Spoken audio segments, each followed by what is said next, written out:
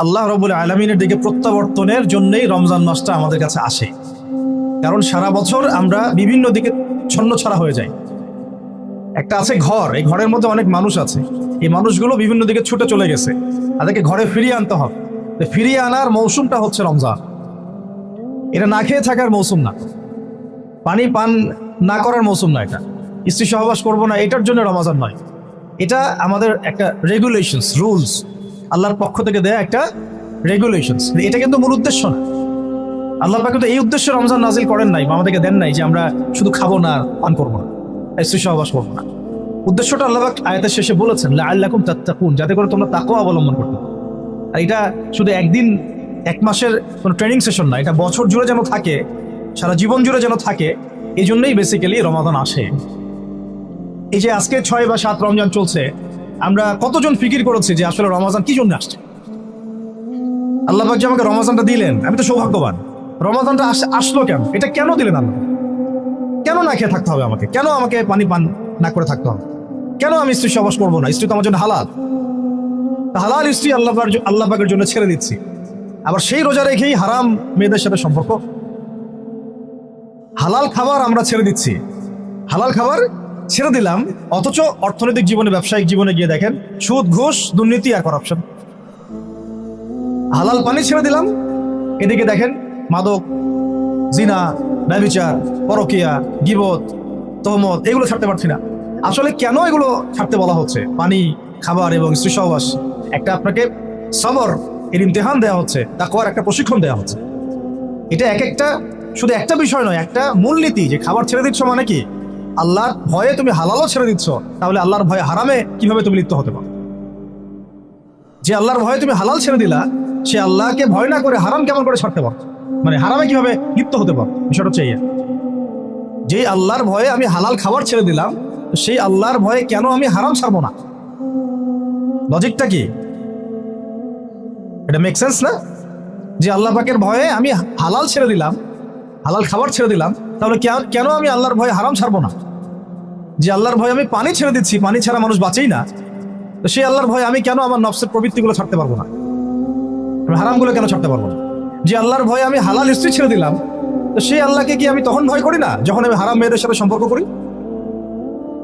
এই প্রশিক্ষণটা দেওয়ার জন্য রমাদান আমাদের মধ্যে আসে, যাতে আমরা তাকওয়া অবলম্বন করতে পারি। এটা কি? আল্লাহ ভীতিটা কি? এক কথায় আনতা আবুদুল্লাহ কাআন্নাকা তারা, তুমি এমন ভাবে আল্লাহর ইবাদত করবে যেন তুমি আল্লাহকে দেখতে পারছো। আল্লাহকে যদি আমরা দেখতে পারতাম, তাহলে আমরা কি এক ওয়াক্ত নামাজ কাজা করতাম বা করতে পারতাম? না পড়ে থাকতে পারতাম, যাকাত না দিয়ে থাকতে পারতাম, সুদ খাইতে পারতাম, জেনা করতে পারতাম, ঘুষ খাইতে পারতাম, জুলুম করতে পারতাম, মানুষকে এইভাবে ঠকাতে পারতাম, মাপে কম দিতে পারতাম, এইসব কবিরা গুনাহ করতে পারতাম আল্লাহ যদি সামনে থাকতেন? আল্লাহ পাক হাদিসের মধ্যে রাসূলের মাধ্যমে এটা জানাচ্ছেন, এমন ভাবে আল্লাহর ইবাদত করো যেন তুমি আল্লাহকে দেখছো।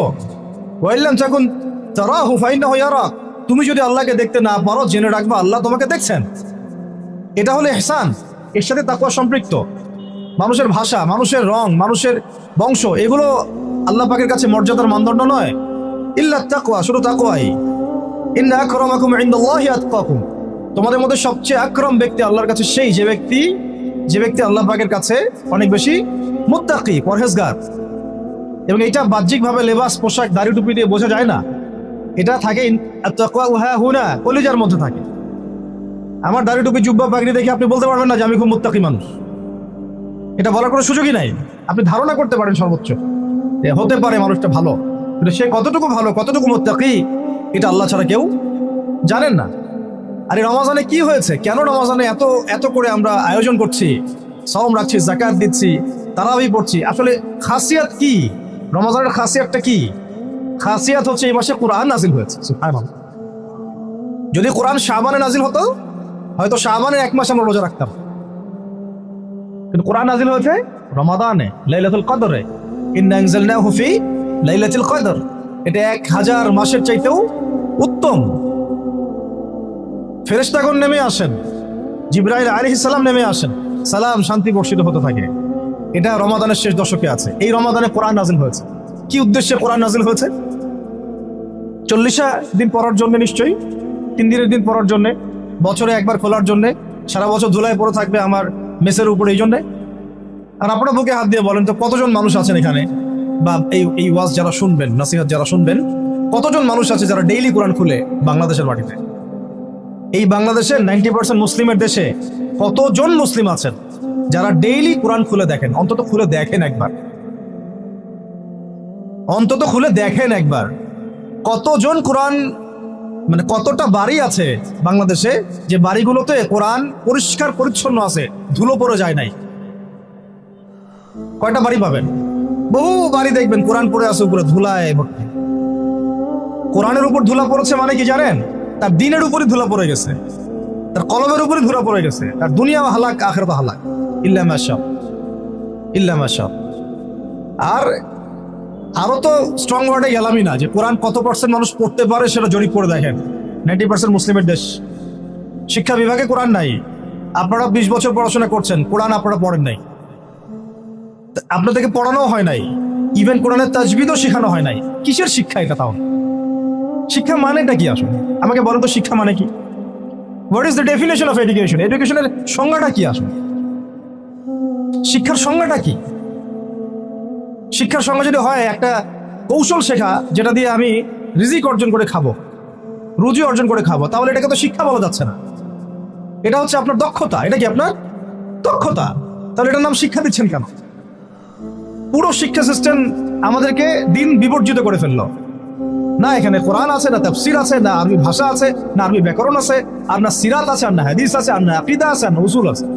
কিছুই নাই, কিছুই নাই। আমাদের 90% মুসলিমের দেশে আমাদের এই যে 80% 70% ছেলেমেয়েরা জেনারেল লাইনে পড়াশোনা করছে, কিছুই শিখে নাই। এরপরেও তাদের মধ্যে ফিকির হয় না যে আমার এর বাইরেও মাদ্রাসায় যাওয়া দরকার, আলেমের কাছে বসা দরকার, বা বিভিন্ন কোর্স করা দরকার। সারা জীবন শিখতে পারলাম না, ওস্তাদদের কাছে গিয়ে শেখা দরকার। অনলাইনে হোক, অফলাইনে হোক, দার্সে হোক, তালিমে হোক, বা কোর্স ভিত্তিক ভাবে হোক, শেখা দরকার। এই ফিকিরটুকু আমাদের মধ্যে আসতেছে না। আর ইলম ছাড়া আপনি কি করতে পারবেন?